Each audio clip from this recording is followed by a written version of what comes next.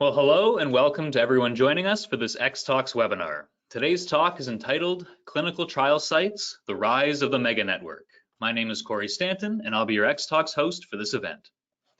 Today's presentation runs for approximately 60 minutes and the webinar includes an interactive Q&A session with our speakers.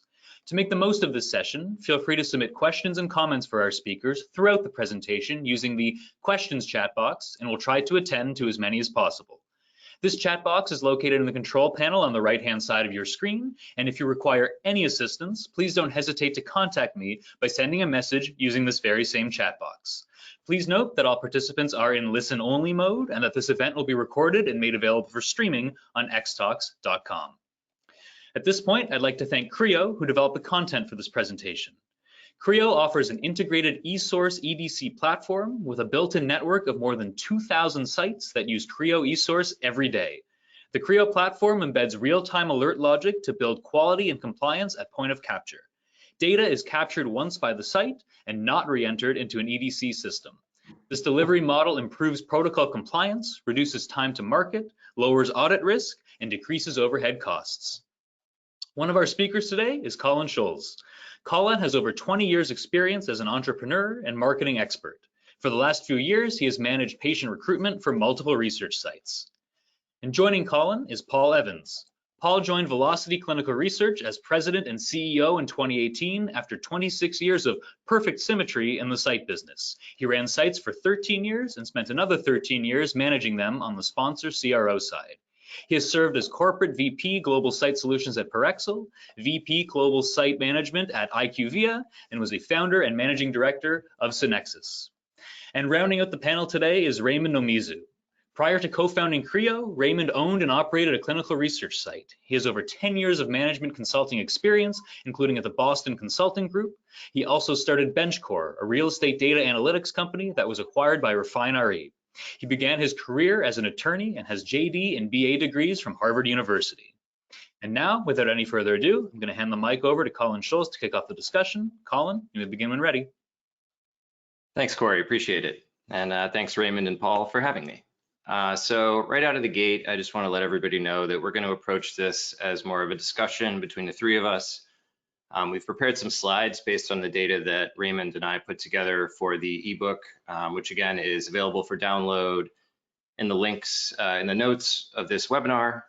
So the data that we used is the data that we've compiled at SiteSearch, and it's based on 3 individual data sets. So I'll do a little bit of explaining, get the boring stuff out of the way, and then we can have a conversation. So the open payments data is research payment data that is provided by what we call commercial sponsors, which means a sponsor with a drug on the market.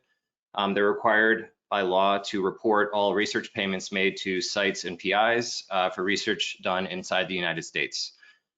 So then we take that data, we clean it up and organize it so that it's clear to see which sites and which PIs are receiving the money and where they're located. We then take that data and match it to clinicaltrials.gov, which then provides an additional multiple layers of metadata. Many of you are probably familiar with the data on that site. So that's how we pull phase data, indications, and all the other pertinent data that is associated with each particular trial where the payments are being made. And then on top of that, we layer financial ownership data, which is primarily through advisors and people in our network, and also public records data. So for instance, when M&A happens, we track that and we associate the underlying payments with the financial or strategic ownership, which is, again, formed the core of the data that Raymond and I used to put together the ebook that we're talking about today. But more broadly, we are talking about consolidation within the research site industry, the rise of what we call the mega networks, which are these large networks of research sites that are either been rolled up or opened de novo. And so that's sort of where we're starting things today. So I will be asking questions primarily of Paul and Raymond and explaining a little bit of the data as we go through the slides. So now that we've covered the boring stuff, let me put this question to the two of you. You've had time to look at the open payments data and look at our SiteSearch database. How useful do you think this data set is when you look at yourselves as CEOs of companies trying to make decisions in an industry that's historically been quite opaque? I think the first thing to say, Colin, is in terms of usefulness, a lot of people go reaching for this data, and it's not easily accessible. And I think working with the Sunshine Act data, I've had some experience of doing that. It's a really difficult thing to do. I've had experience both sides. In one of my early lives, I had to report data, Sunshine Act data, on behalf of some clients. Let's just say it wasn't our top priority. And it wasn't closely QC'd because it doesn't have to be. So, the data set in the first place is not that clean. Our experience was when I then used it on the other side, come to velocity and trying to identify, as you have, where the money's going, where the big sites are, and so on. In our early days, I think our conclusion was it was directionally correct, but probably only about 50–60% of the actual dollar amounts were in that data. But having said that, that was the 2018 data. And having said that, what we could see as we went through 1920 was that it was getting better.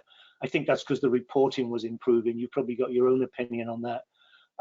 So this is not an easy data set to work with. So I think the fact that you've been able to produce this report working with the Sunshine Act data plus all these other data sets, actually kudos to you, Colin. You did a far better job with it than we were able to do.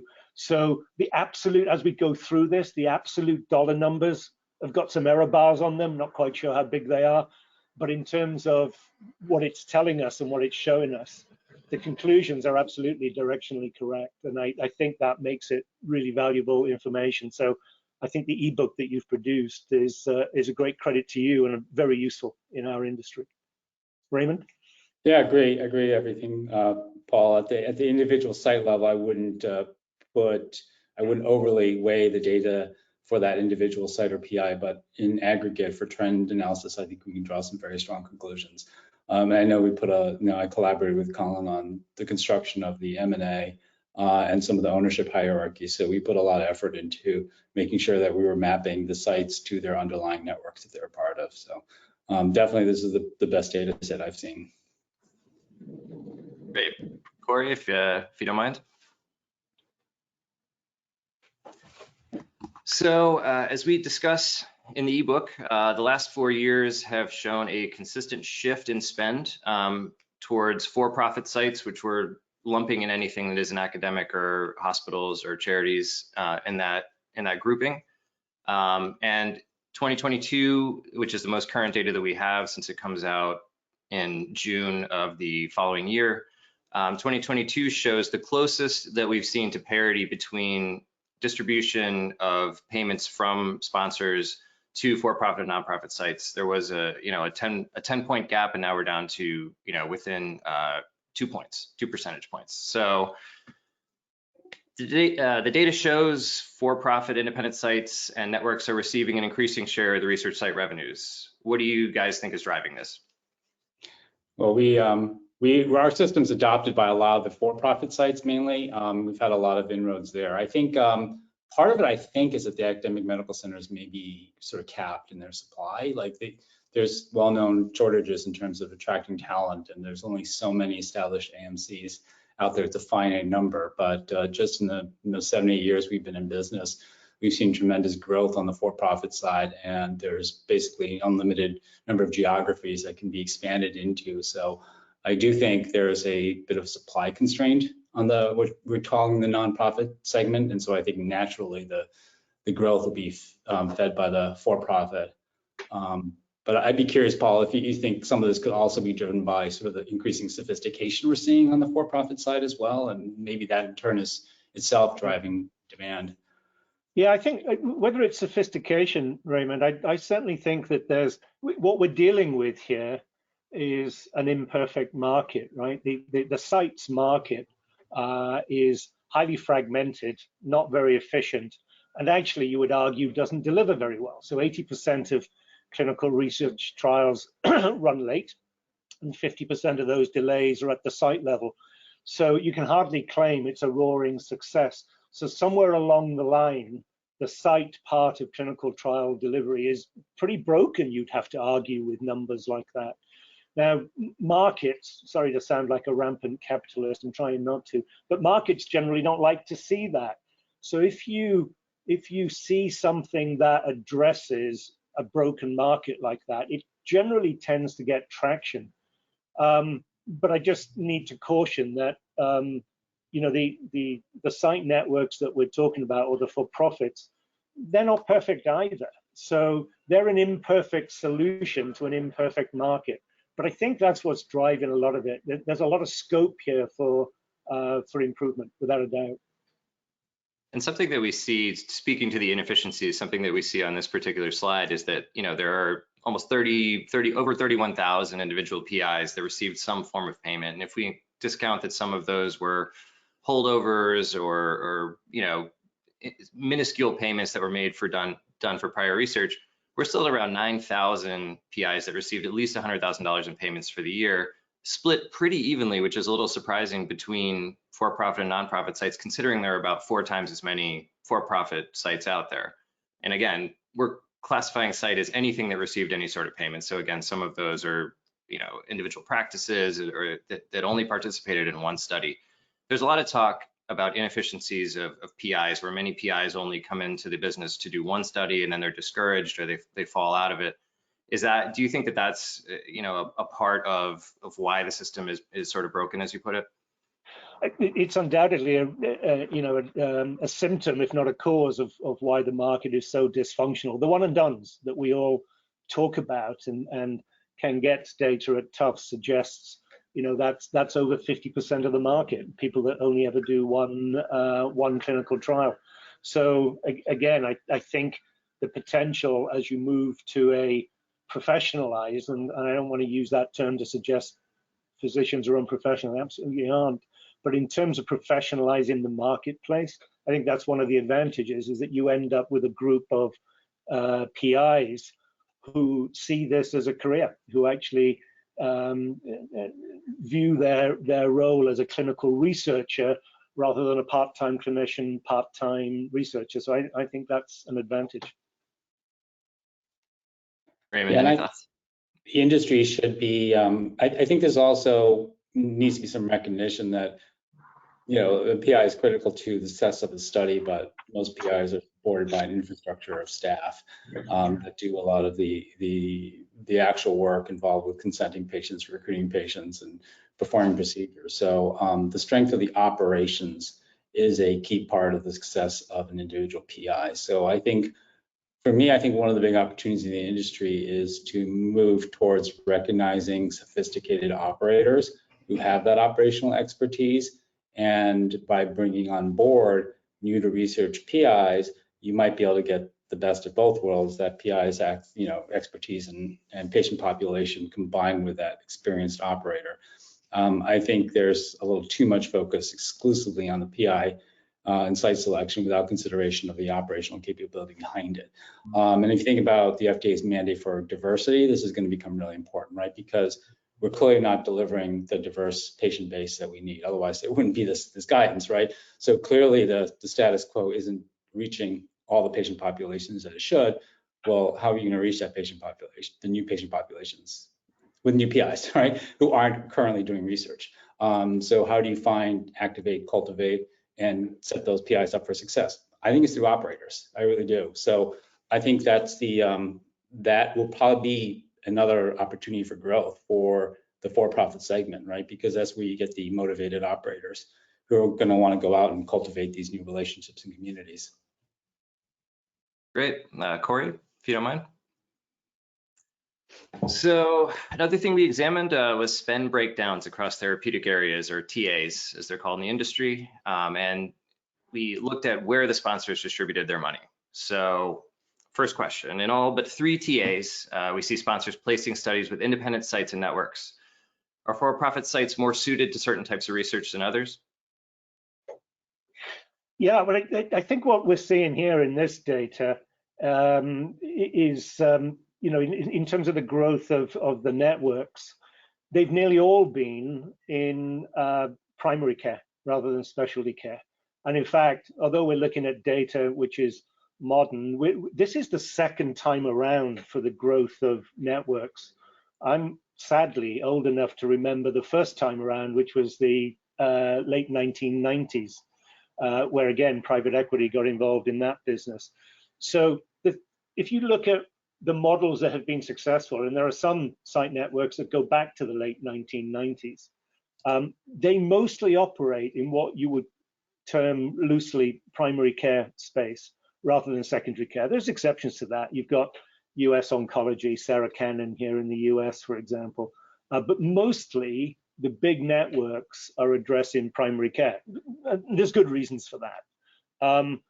I think what's going to happen eventually is that we'll move, or those organizations will start to look at the opportunities in the specialty care market. Primary care is probably about 25% of the pharmaceutical pipeline.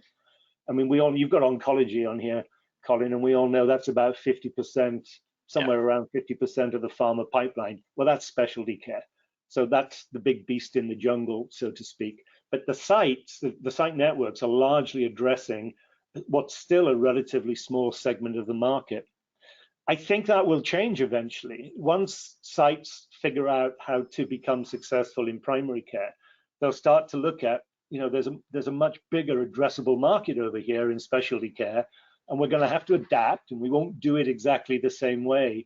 But that will be too attractive and too much of an opportunity for the site networks to turn down. So I think what we're seeing in this data is no surprise.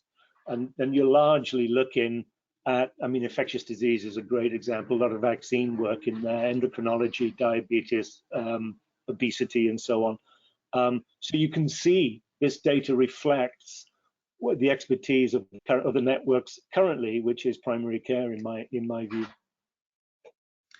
Yeah, and I think there's also the emergence of, I think it's called the Integrated Research Organization, the IRO model, which is private operators partnering and embedding themselves into health systems. I think that has a lot of potential. I think it's hard for health systems and hospitals to do care and research really well. I mean, it's very hard for most businesses to do two different lines of work well, and research is so different from care. So I think there could be a lot of promise there. I mean, it feels to me like a little bit almost a business process outsourcing, if you will, opportunity for some of the health systems where they can expand their own research footprint by bringing on board a partner that will help them get studies and operationalize and set up their staff for success. So I think that'll be good for the industry. I think I'm hoping to see that we see more of that. Although I do understand a lot of, I think hospitals can be reluctant to give up control. So I think that's still TBD. And that's an interesting point, Raymond, isn't it? Because if you look at hospital-based care, certainly the CROs tried to partner with hospitals and deliver better results as a consequence. And I take it on the chin. I was part of that in 2 large CROs. Didn't work that well fundamentally, and you wonder if an organization that's focused on the site-based part of research rather than the sponsor-based part of research, which a CRO is, of course, to be fair to them, might actually generate better results. So I think you raise a good point about whether the IRO model really gets traction and grows, and we've seen some early entrants into that market. Yeah, because I think a site focus is really about institutionalizing capabilities and about getting a broad portfolio of studies that makes sense for that operation. That's a different perspective, I think, than if fundamentally your clientele are sponsors, right? Because then you're going to be more study focused or TA focused, and it may or may not align well with that organization's requirements. So I think it makes sense that the site focused organization will have better luck cultivating that. Great. So moving on to, speaking of sponsors, so we're looking at Moderna over here, which has the largest percentage by far of any major sponsor going to for-profit research. Obviously, a lot of that, or almost all of that, is due to their work in infectious diseases with vaccines. But do you see that balance shifting as they are now putting 15 or 25 new drugs into their pipeline. They're trying to work in oncology and other areas. Do you see them pulling back on that commitment to working with private and site networks, or will they go the way of Merck, or will they still hang around and since they've seen such good results on the vaccine studies? Yeah, well, again, what we're going to see with Moderna, as you raised there, Colin, is kind of interesting around the whole mRNA technology, which is people on this call will know that really started out in oncology.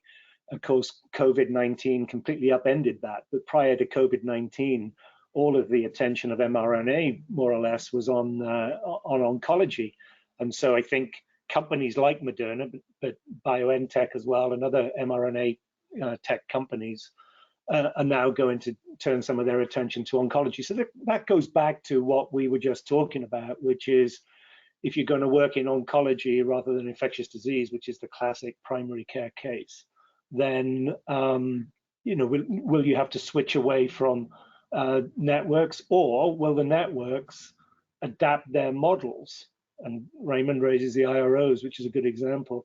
Will they adapt their models and be there to effectively work in these other areas? I think that'll happen. It's a question of timing and how long that takes to happen.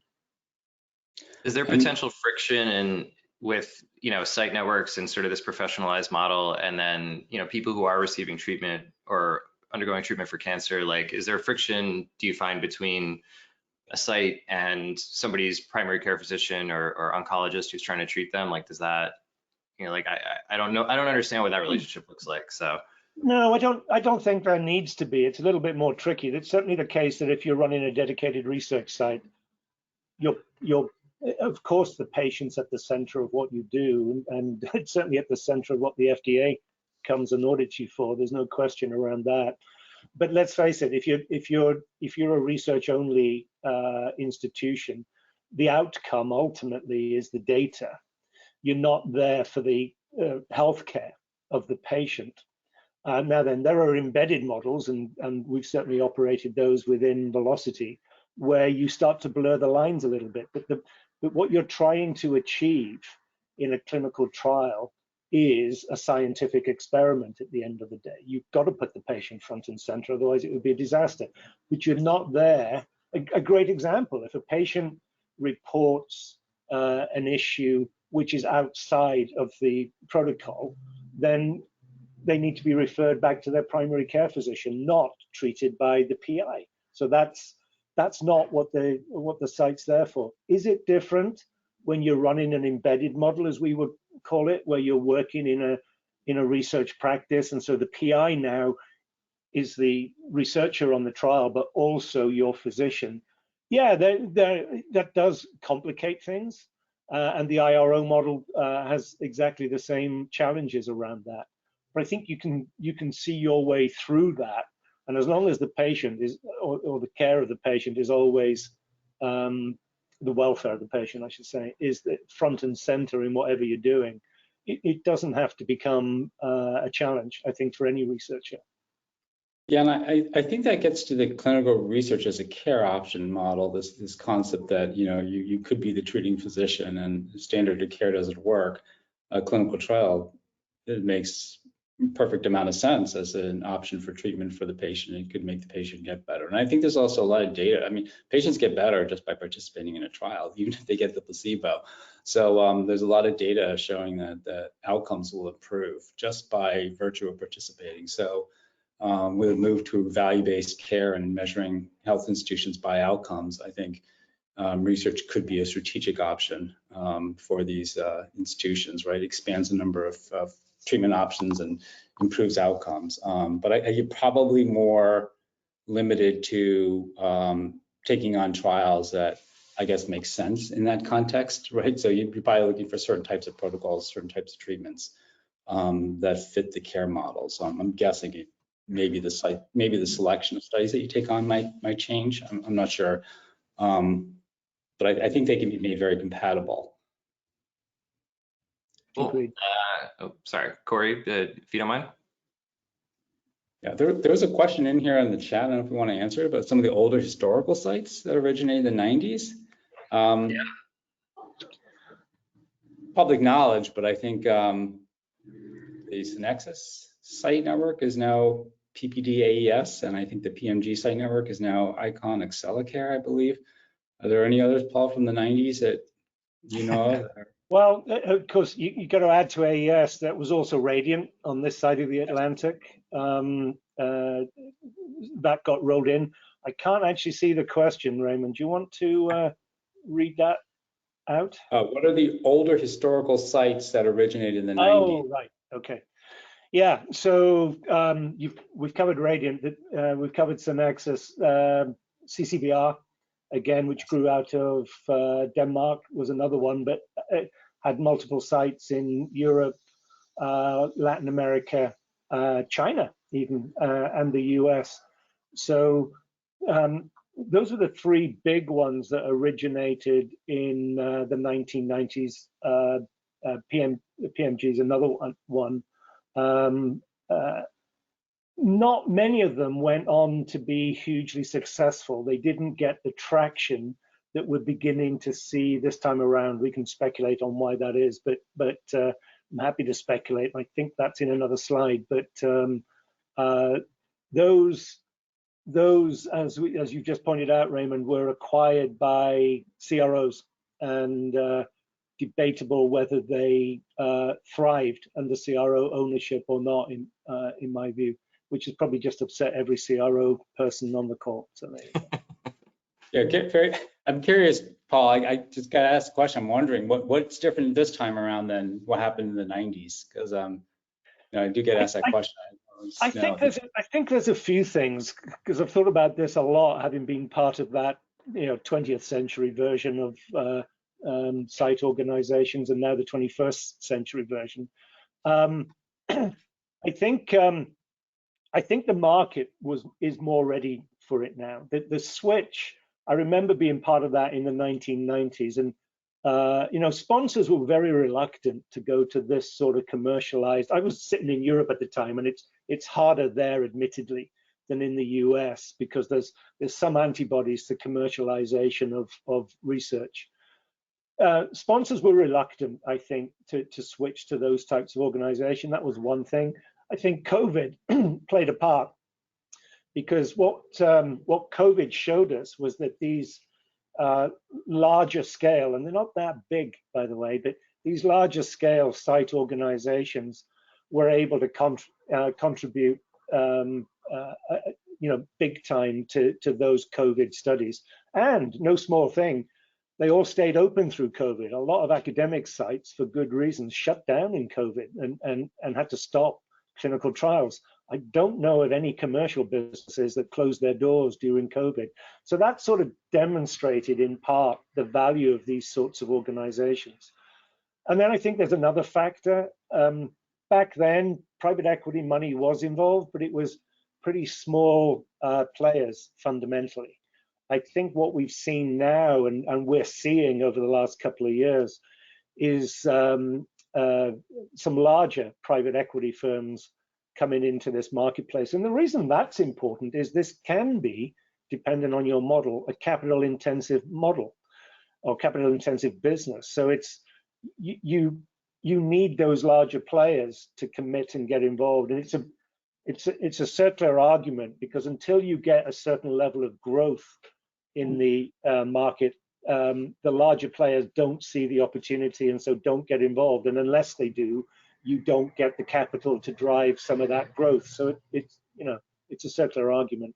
So I think those are some of the factors, Raymond. I think there are probably others, but those certainly, I'm confident this time that we have genuine traction, and we are going to, this is a trend that isn't going away. We can talk about where it's going to go. We will talk about where it's going to go, but it's not going away.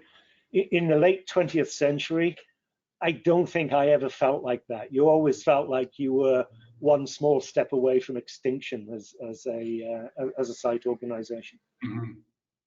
Yeah, I think the private equity industry has gotten extremely large in terms of capital base, and I think also more sophisticated. So what I've seen with our own clients that get acquired is you had a private site that was very successful. It was a site director owner, very hands-on, successful, fundamentally an entrepreneur, oftentimes a single person sort of carrying the whole operation. Then private equity, they partner with private equity, they stay on, but now whole senior management team joins, right? And we're seeing people with very sophisticated backgrounds, and some from outside research site, but something adjacent. But now we're seeing site networks management teams with a CFO, with a CTO, a COO, and just a whole different, ball game in terms of sophistication level. So, but that's a scale factor in its own right, right, Raymond? As you know, being a CEO of a growing company, you have to get to a certain scale. And it's scale for a purpose. I think sometimes people say to me, "Do you want to be big just because you want to be big?" And the answer to that's no. But as you grow, and again, I think we'll come on to that in another slide. But as you grow, there are things you can do, things you can afford to do that are for the good of the company and the industry in which you're working. And let's not forget, when we are, commercial companies, but at the same time, what we do is bring drugs to patients that need them. And so fixing this broken market, making drug delivery or drug development more efficient and effective has many, many positives that are way beyond the commercial positives for the patient. We shouldn't forget that.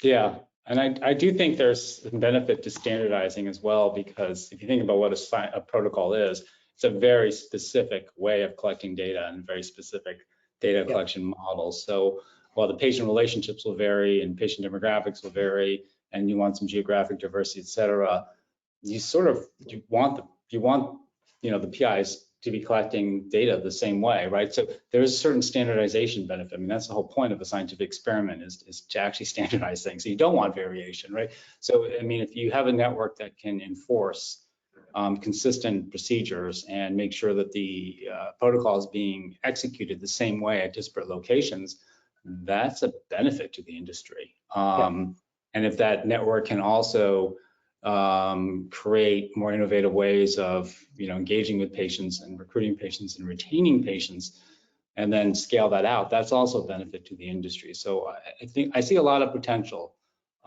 with this model in terms of improving the overall outcomes. And there's a question that's come from our audience, Raymond, which we might want to address at this point, which talks about PI motivation in a way. With mega networks regarding PI interest in clinical research, there seems to be more of an attraction to participate on steering committees, etc.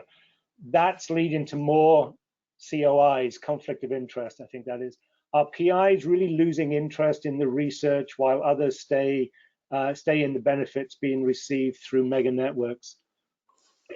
I think in some ways the question's too simplistic, because there are many thousands of investigators doing research every day, probably over 100,000. There's lots of ways to estimate that, but probably over 100,000 globally doing clinical research today. And they all have different interests. One of the things that has been a challenge that the industry's tried to address is the dearth of investigators. We talked about one and dones, but overall, the demands for clinical research are going up. The complexity of protocols is increasing. The number of procedures in a protocol is increasing. The number of studies and patients required to get an approval from a regulator is increasing. So overall, the demand for patients in clinical research goes up. The number of investigators coming into the industry is pretty flat. So again, I remember working in CROs and agonizing over this. How do we attract more investigators? Well, some investigators who come from a more academic background, yes, they're interested in steering committees and publications and so on, but they're probably tending towards or trending towards being the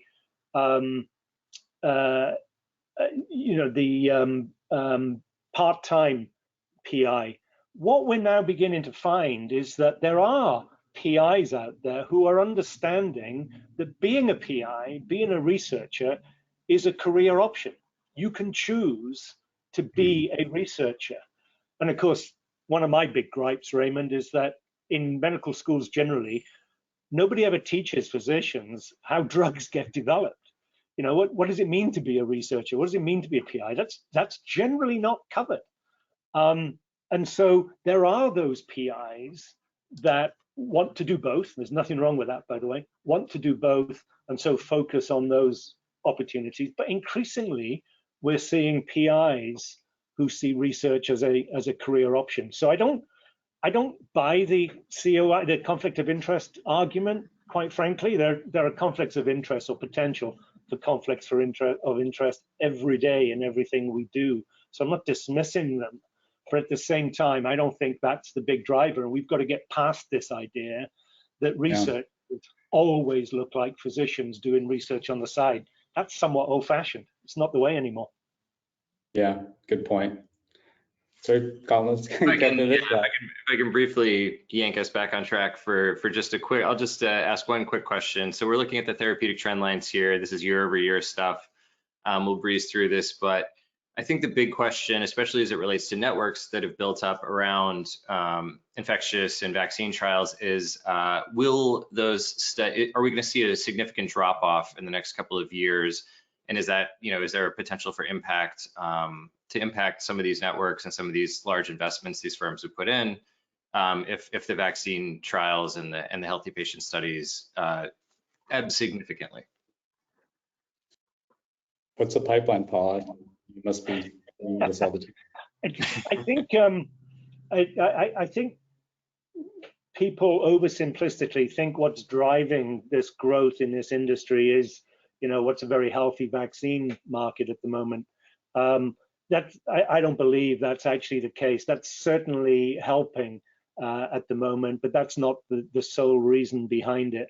I think we're going to continue to see growth in infectious disease, for example. I think the vaccine market's fundamentally changed as a result of the COVID epidemic, and you can see this. You can see this in the data. There is more investment, whether that's private equity or government investment, going into vaccine research than there's ever been. Pre-COVID, vaccine research was the red-headed stepchild. That's rebalancing. It probably sunk too far. Now it's coming back. You look at the number of biotechs that have compounds that are vaccines now versus pre-COVID, and there's a huge step up in that. So I do think the vaccine market has been fundamentally changed as a result of COVID. So we'll continue to see that growth in infectious disease. The neurology one's no surprise, Colin. Again, that's the rebound. Again, our market goes through cycles. There's a rebound there in Alzheimer's. Alzheimer's had gone really, really quiet. Now it's coming back into focus again. The whole question about, were plaques in the brain the right target? Should we have been looking at tau tangles, for example? So I'm not going to pretend I know the answer to that question, but it's driving a lot of research. I think this is 22 data, so it probably doesn't reflect endocrinology fully, because under endocrinology, we're going to find diabetes and obesity, and we all know about the GLP-1s. Nobody on this call needs to be told about that. So I think you'll see that one increasing. Oncology, I think that's flat on these numbers, and oncology will always be a major recipient of research attention.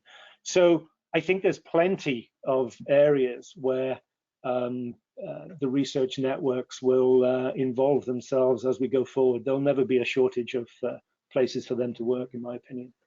Great. Yeah, it almost seems like a lot of illnesses or diseases that are a little bit, may have a lifestyle component, like these lifestyle diseases.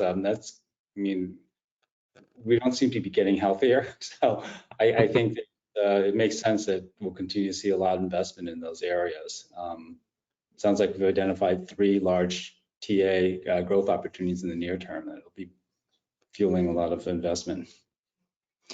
Yeah. Corey, if you don't mind.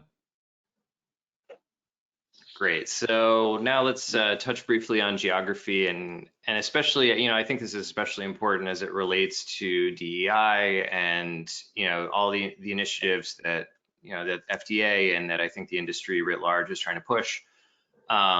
So, I included Nebraska. Nebraska was a happy accident because Paul is perhaps directly responsible for it receiving a very high percentage of research spend per capita.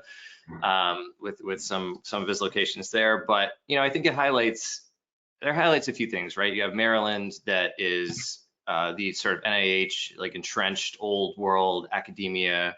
And so a lot of research spend goes to Maryland. You have places like Nebraska that are emerging, but there's huge gaps geographically in the country. And do you think that represents, or should networks and these professionalized site groups be looking at these areas as places to expand? Is that a cynical way to look at things? Like what, can networks be the driving force behind creating a little bit more equity in some of these places, especially with the FDA's mandate? Or is it just easier to open sites where there already are sites and not try to get into these difficult markets? Yeah. So I don't think it's naive at all, Colin. Here, I'm not as good with data as you, but I think there's a trick we're all missing here. My experience, again, on the CRO side of the aisle, looking at our database, and I didn't analyze it, so take this at dismiss this if you want, but take it at face value. My perception was most dedicated research sites had been set up by white docs in white areas, in white regions.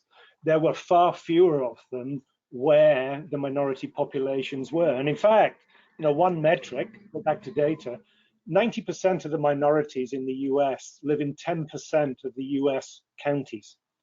So minorities tend to live together.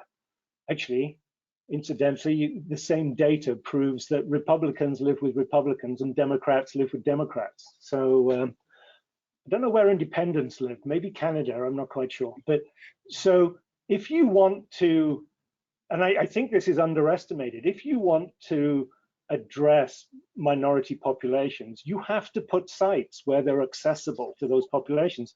So Colin, I entirely follow the logic of what you're saying, which is if you want to address the FDA's focus on diversity, you're going to have to think about where the populations are, not where the sites are. And I think that can be a challenge because de novo sites have a lot more challenges with them than maybe acquiring existing sites. But certainly I think that's something that, from our point of view, one of the things we've done is move some of our sites so that they are more accessible to minority populations.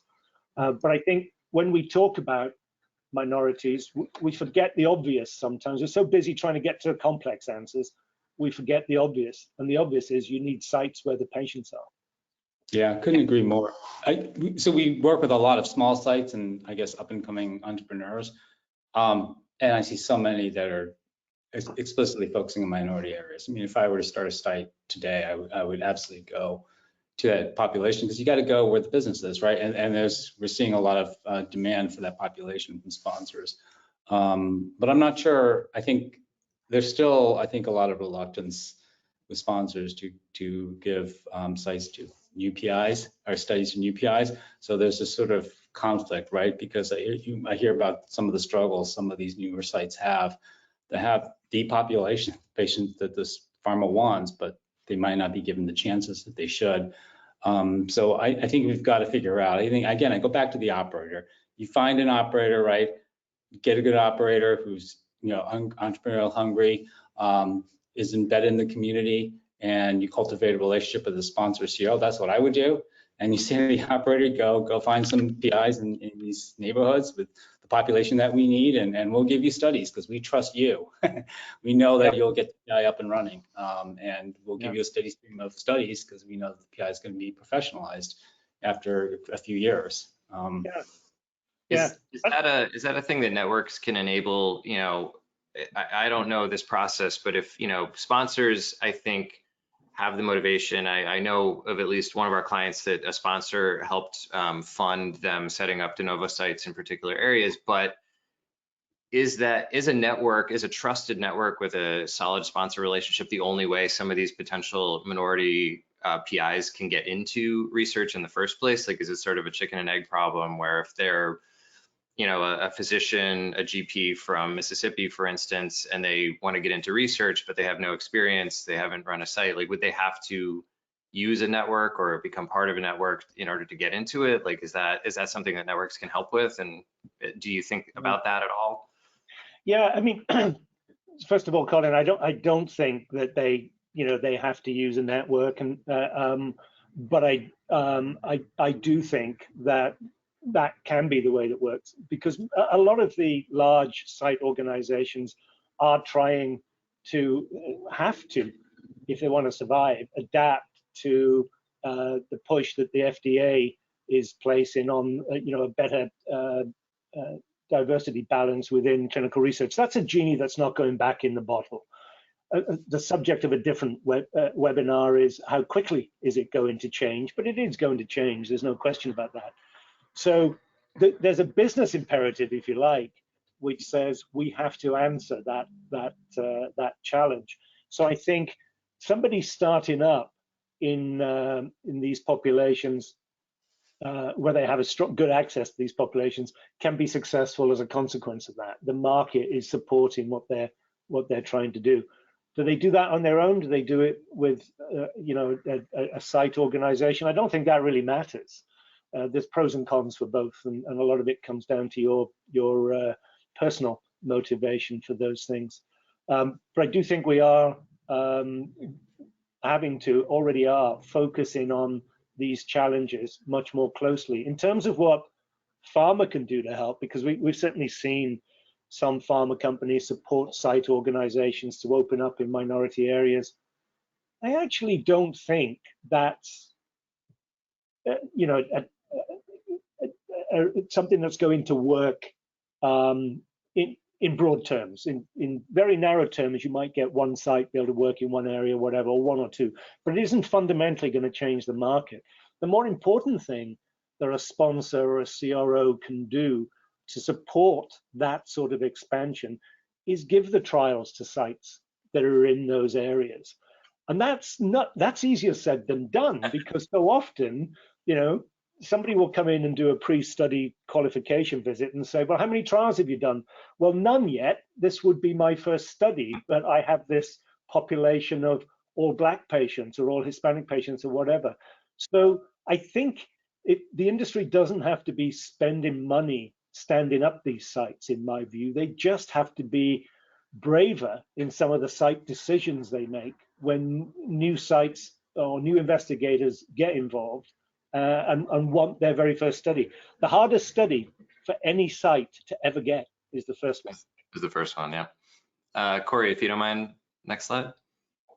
So I want to, we're getting to the finance part where we got a little in the weeds on the site side, but for the folks who are interested in ownership and the the mega networks we've been talking about, here we are. So I mean, the very top line view is that we've seen exponential growth of strategic and financial owners of site networks and purchasing sites. So that could be PE firms, et cetera. We detail it more in the ebook if we want to get into the weeds about that. But I think one question is that there are a lot of people trying to get into the market. Reed Peterson at Cantor Fitzgerald estimates there are about 100 to 120 PE firms seeking entry into the market. Just what do you guys think? Like, how many of them are actually going to get in, and how many is it going to be prohibitively expensive, or there are just enough barriers that they're just not going to find the perfect unicorn that they're looking for? Most won't. There's just not enough opportunities. I might be accused of having a biased view on this one, so you should probably start. Yeah, I was going to say most don't. I think a lot of PE firms sort of understand the economics and recognize this opportunity, but it's competitive because if you're a private owner and you have a large research site business that's large enough to be what's called a platform investment for a PE firm, there's not many of you out there. So there's going to be a lot of competition. So there's only one high bidder, right, in the process. So there'll be a increasing number of private equity firms joining this, but nowhere near the 100 will be entering the space. And I think that's part of what they understand. They understand they won't always get to participate in a trend or a market, but they'll throw their hat in the ring. And go ahead, Paul. I was just going to say, I don't think Reed's wrong, by the way. He knows this market very well. So if he says there's 120 looking, I believe him. It constantly surprises me how many new players have entered this market over the last 3 years. My guess, Colin, I'm a big fan of the 1/3 rule. I think some of these PEs that have got involved are very knowledgeable, know what they're doing, have a good thesis, know how to go about building successful businesses in this area. So I think 1/3 will be hugely successful. 1/3 will probably stagger along and not be that great, and 1/3 will fail and won't do well. Private equity will probably say that's pretty good odds. Actually, I'll take that. So I think that happens all the time. So that's how I see it playing out fundamentally. And just to talk about percentage of revenue, so we see here that, despite this massive growth and obviously like, Velocity and others are huge on the, they have a lot of revenue comparative to any other site out there, like exponentially so. But still, 62% of the for-profit revenues, for-profit research payments are individual sites that are not owned by any kind of backing. Do you think that do you see the market share taken up by networks and financial backers increasing dramatically, or is there sort of a hard cap just because it's such a big country and there are so many sites out there that you couldn't possibly, scoop up all the good ones? There's, we're although Raymond has used the term mega networks, that's poetic license. There are hundreds of thousands of sites geographically, globally. If you look around the world, there's a lot to go yet. So there's a lot more sites out there, and some of what's in the research numbers here probably hides the reality. I think there are more out there. There's a whole geography expansion to go after. There's the whole TA expansion to go after. And just to make the point, the IROs that Raymond's been referring to, of course, those are private equity backed as well. So they've got good access to capital to continue growing. So I don't think there's any cap here that I see over the next few years that's going to stop this trend continuing. But I'd make that point. There's no such thing as Raymond, a mega network. We're all pretty small, really. When you look at the scale of the industry, look at the companies we're serving, whether it's big or medium-sized pharma, CROs, those are all huge organizations compared to the site industry. There's a long way to go. Yeah, maybe the next slide, Colin, I think might also be related to this because it shows the number of different players out there. But yeah, when we looked at the data, about 45 institutions that we could classify as financial, private equity mostly, or corporate strategic that are in the site business. And there's a number of individual owners that still operate decent sized businesses. So I definitely think there's a lot of acquisition opportunity and consolidation opportunity. I also think there's going to be networks merging with other networks. I mean, there are networks that are 4 or 5 year hold, right? Like some of the networks that entered in 2017, 18, 19 are going to be up for sale, and other networks are very logical acquirers. So I think that 40% will be going to 70 or 80. I just think that that's just the math. But there'll always be a long tail of high performing PIs that are embedded, have great relationships, don't need BD teams, they got a steady stream of business, carved out good names for themselves. And as Paul said, the international opportunity is huge. I mean, it's still, there was a question in here about international and abroad, but yeah, that's a big, if I were starting a network today, I'd go somewhere else outside the US. That's an interesting one, Raymond, isn't it? Because, I'm the foreigner on the call, but, as big as the US is, it's 1/3 of the global research sites, 1/3.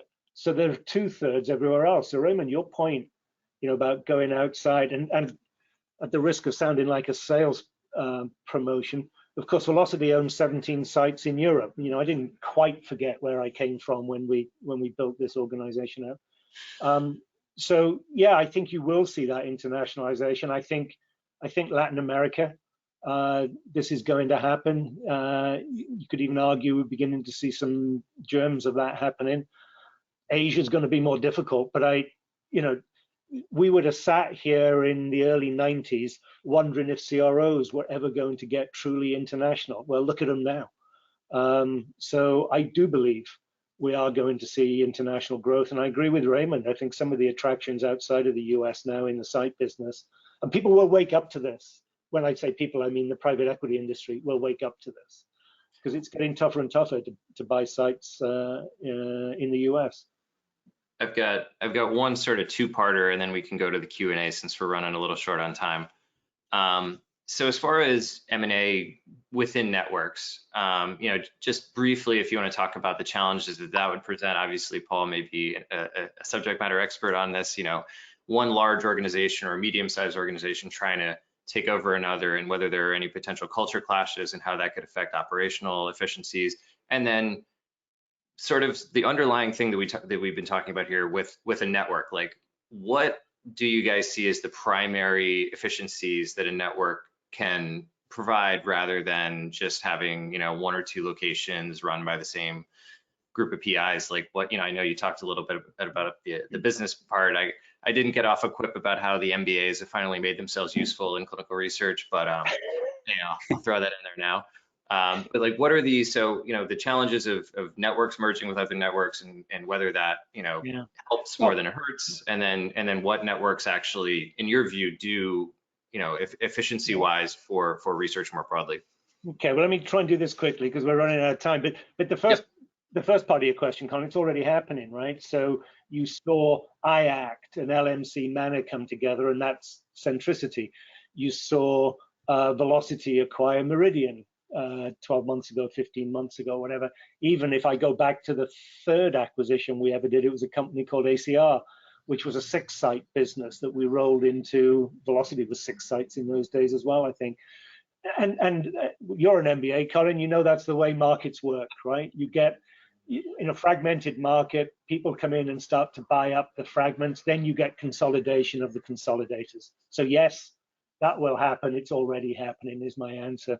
But I'm glad you asked that question about scale, though, because scale, there's got to be a purpose for it. You have to have scale for a purpose. Just getting big for the sake of it adds no value. And there are lots of areas I could point to where, now that some of the networks are getting larger, they're able to focus. QA, a lot of sites will say, yeah, we're focused on QA. No, generally QC, that's different. There aren't many sites with a QA function. So you can improve the QA. I've talked about the development of investigators. We now have a development program for greenhorn PIs that see research as a career opportunity. Tech, nearly all the tech we use at sites, Raymond's an exception, is developed for the sponsor, not for the sites. So, we're able to develop some of our own tech. There's the efficiency in operations that you can learn the best practices and deploy them elsewhere. So there's training is another area where you can afford to spend money that as a single site you can't afford to do. So there's all sorts of areas, and I haven't got time to go into them in detail, where you can see the benefits of scale. So it's scale for a purpose. Raymond? Yeah, and there's one question about profitability and some concern that their low profit margins would make these networks unstable. I actually think site networks actually have higher profit margins than CROs. They do, and they have larger profit margins than single sites. It's single sites that are subscale that have the biggest challenges. They haven't been able to get to again, Colin's got the MBA. There's a tipping point where businesses become more profitable because the benefits of scale start to kick in. I used to run a site, so I've been there. I know what it's like to run a small site, and it's very challenging when you don't have the scale. But when you achieve scale and diversification, then it becomes a stronger business. So I think, to the contrary, I think the networks strengthen the financial stability of the sites that the sponsors work with. I think they said we can go a few minutes over, so maybe we'll do one more question if that's cool with you guys. So here's a question. As a sponsor, I have heard that large CROs, e.g. Syneos and IQVIA, are getting back into site ownership space, buying up independent research centers. What is your perspective on that? CROs getting into the game. Yeah, and there was an earlier question too that asked a similar question about the CRO role and whether there was a conflict of interest in owning sites. Can I just deal with that one quickly, Colin? The answer is no. I think large CROs are so large that you can have effective Chinese walls between the site business and the monitoring business, for want of a better term. And the fact that CROs have always owned phase one businesses, I think that can be managed. I think that one's overstated. Again, it's a simplistic view that there's a conflict of interest. I don't believe there is. Quick answer to that one. The role of CROs, yeah, CROs are getting into the back into the business. We've seen IQVIA buy sites in the last 6-9 months. It's not necessarily a good thing in my view, but again, you'll say, well, you're talking your own book because you buy sites yourself. The reason I say that is fundamentally, and I think Raymond touched on this earlier, there's a difference between running the skill sets involved in running a CRO. It's all project based, and running a site. Raymond's run a site, so he knows what I mean. You know, you can. Mike Tyson said, everyone's got a plan till you get punched in the mouth. Running a site is like that. You might have the perfect project plan, and then you spin in the plate and something falls.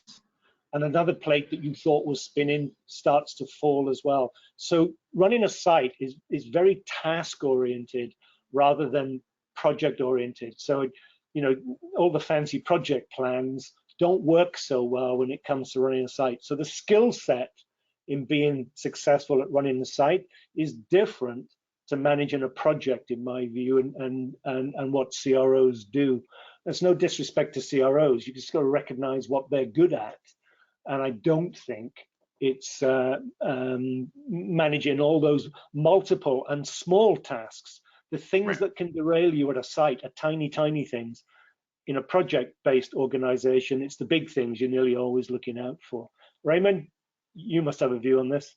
Yeah, I think I'm intrigued by the idea of networks and CROs converging a little bit, because on the phase one side, you have this idea of a single organization doing both the site and having that CRO overlay. It's a single site study, so it sort of makes sense. But so, you know, is it a huge leap to imagine a world where if the network is large enough to field a phase two, a small phase two of 15 sites, could the same logic apply, where you can sort of collapse the function and maybe reduce some of the redundancy? So you don't necessarily need a site and a CRO both kind of working together on the same deliverable, and it could just be done centrally. So things like site startup, for instance, you know, contracting, a lot of those things I feel like could be collapsed a little bit. So I am curious to see if, as the networks get bigger, if they go up market a little bit in terms of services offered, and conversely, the CROs, by owning sites, networks may figure out ways that they can, you know, unify the delivery of the two models. So I'm curious if there's going to be a blurring of lines in the coming years. Yeah, very quick answer again, Raymond. That's the subject of another webinar. Again, not something I would personally welcome. I think in this world, GCP does separate out sponsor and investigator. And as I said, I think the skills are different. I think for us to be successful as an industry, we need a strong site industry. We also need a strong CRO industry. I've never been a believer. I've heard it many times, going back to the last century even. As a site business, we're going to backward integrate and take over some of the things that CROs do. And that's asking for trouble in my view. CROs have grown to be the size they are because they're very good at what they do. And I personally have no intention of competing with the CROs. All right, I think they're playing us off stage, so we'll kick it back to Corey, and he can wrap things up for us. Yes, thank you so much, Colin. Thanks, guys. Great presentation. Obviously, super insightful and really you know, interesting answers. To our audience members who were asking questions throughout the presentation, you know, we had Paul, we had Raymond answering them throughout. So we forwent our traditional Q&A style here at the end. But if you did ask a question and we didn't have a chance to get to it, or if you have any further questions, or if you're someone who's watching the recording of this webinar, and if you have any questions for the team, you can get in touch with the team at CRIO using the contact info currently up on screen. We've got Raymond's email up there, and they will have a chance to follow up with you after the webinar. We did, as I said, we saw some questions, great questions coming in.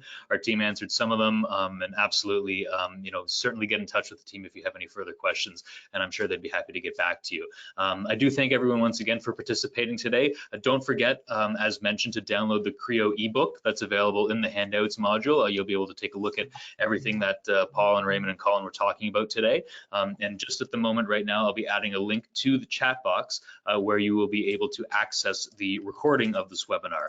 This recording will be available in a few days once the server finishes processing it, and you'll be able to share this link with your colleagues as well so that they can register to view it on their own time additionally. You will also be receiving a follow-up email from XTalks that will provide access to the recording from today. And as we wrap things up here, please note that a survey window will appear on your screen. Your participation in the survey is always appreciated, as it really does help us improve our webinars. And now, please join me once again in thanking our speakers for their excellent discussion here today. I thought it was really fascinating and a great back and forth with everyone. Colin, thank you. Paul, thank you. Raymond, thank you. I really appreciate your time today. We hope everyone found this webinar informative, and we wish you all a great rest of your day. Take care, everyone. Thanks so much. Thank you.